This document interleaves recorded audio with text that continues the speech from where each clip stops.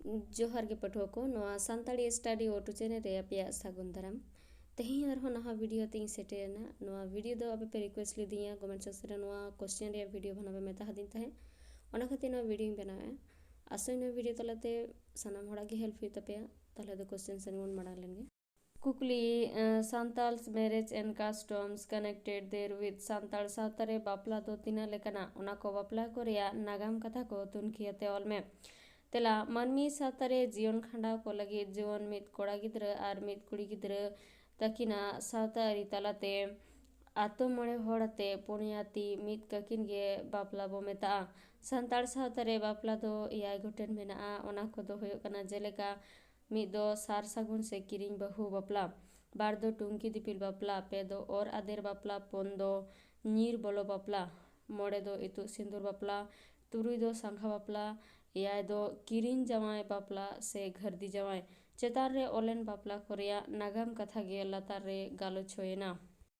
सार सागुन से किरिंग बापला सार सागुन से किरिंग बापला गे हुयो कना सांतार सावता रेना जथात बापला चेता से नो बापला सावता रे चोल मेना सानाम लेकाना नियम नेमाचार अरिचाली जेलेका रायबार सार सागुन छामडा मांडवा जावाय हरो ढोल ढाक एमान को हते अड़ी रस्का सला नवा बापला सिगिलोआ तबे लतार रे नवा ऑल सदर लक्ति कना जे नवा बापला रे रायबारी गे बानार बानार पाहटा रेना कथाय एपेम चपाल कते बापला कमी होराय सुसुर होचोया ओनाते नवा बापला दो रायबार बापला हको मेता सार सगुन से किरिंग बहु बापला रे बानार पाहटा कुसी कुपुसी कते जावाय हरो आर बापला दिन को नेडाया आदो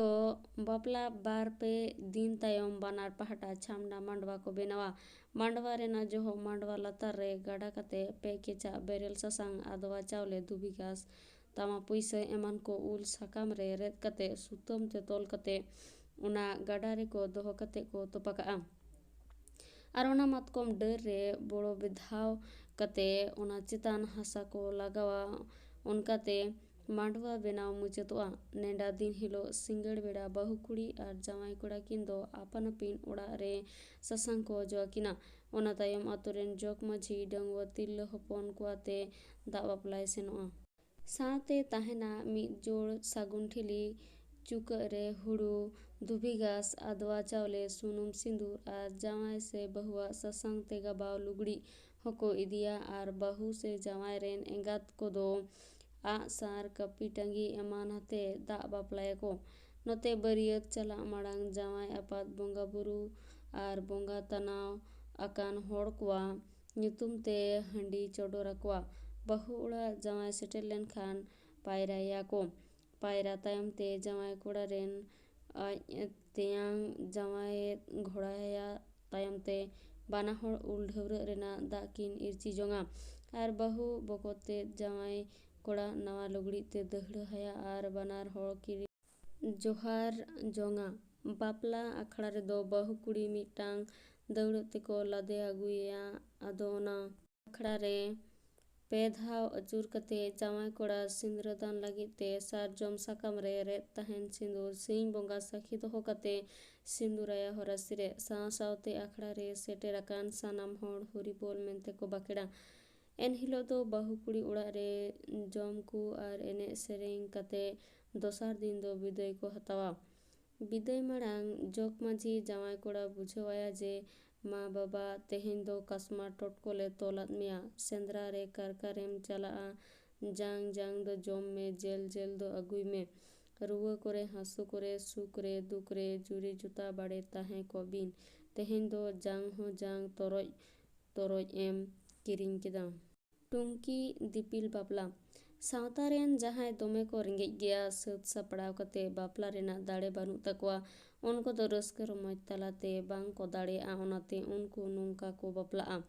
नवा बापला रे दो बानार पाहटा कुसी कुपुसी कते गे हुआ तबे टुंकी दिपिल बापला रे दो जावाय आपात बरियत आते दो बाय चला बहु उड़ा मेनखान तबे रायबारी आतुरेन मोड़े होड़ाते बहु उड़ाते सेटेरोआ आर बापला कमी होरा दो जावाय ओड़ा रेगे सिगिलोआ नौकान बापला गे टुंकी दिपिल बापला को मेता और आदेर बापला जहां कोड़ा गिद्रा जुदी बाहु कुड़ी गिद्रा ते कुसी हया और बाहु कुड़ी पाहटा जुदी बापला बांग को रेबेना तबे कोड़ा दो आयरेन बारिया गाते आते बाहु कुड़ी जोर कते आगुए नोआगे और आदेर बापला दो लई तोरा लगती कना जे नोआ बापला रे बाहु कुड़ी आपात अतुरेन जोग माझी लैया आदो जोग माझी जावाय कोड़ा हा ओड़ा रे खबरे हतावा एटा आतु कोरेन जावाय कोड़ा खान जोग माझी ओंडेनी माझी हर साव उनको ओड़ा तेको चला आर को गालमारा गोटा हा आदो बाहु कुड़ी जुदी बापला बाय रेबेना एंडे खान जावाय कोड़ा दो फुरनिया आर रेबेन खान बाहु पोनते ᱧᱟᱢ कते बापला काकिना ᱧᱤᱨ बोलो बापला नोआ बापला और आदेर बापला खोना ठीक उल्टा जेलेका कोड़ा कुड़िया जुदी दुलड़ दुपुलड़ तहेन ताकिना एनखान जावाय कोड़ा पाहटा जुदी बाहु कुड़ी बांग को कुसी हया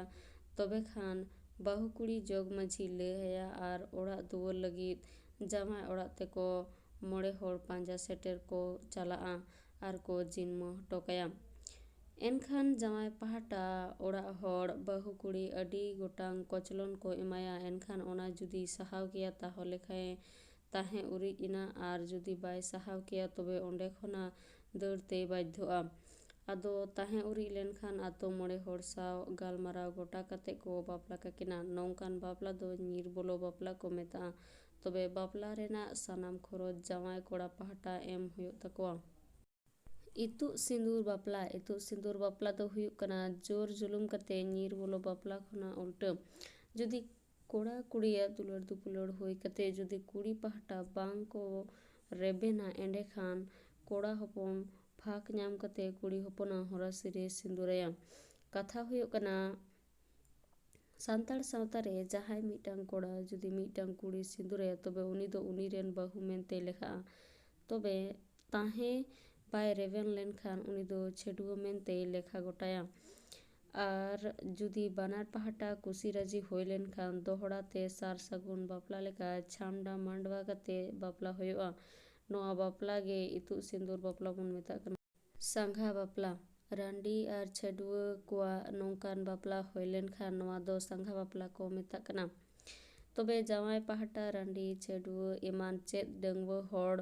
होय दाड़ेया नौकान बापला रे जावाय पाहटा गे पौन दो लगाव कोआ बापला ते जावाय मिटांग पुंड बाहारे पे धावे सिंदूरा आर ओना दो बाहुआ सुतरे रेबेदाया बाहु दो बाय सिंदूरया कथा चो सांघा बापला रे दो आतो मोड़े होड़ भोज एमो बांग लगा बापला ओक्ते सेटेराकान होड़ बार टुकुई हांडी एमाव को खान गे हुयोआ घरदी जावाय बापला से किरिन जावाय बापला नोआ बापला दो हुयो कना घरदी जावाय दोहो नोआ रे दो जावाय पोन एम कते दोहो जहाय रेन एकेन कुड़ी गिद्रा को गे मेना कोआ उनको गे नौकान को बापला नोआ बापला दो सार सागुन लेका गे हुयोआ तबे बापला तायम जावाय बाहु ओड़ा रेगे ताहेन लगावया नोआ गे घरदी जावाय बापला मेता सेदाय हापड़ाम कोआ सिरचेव एयाय गोटांग बापला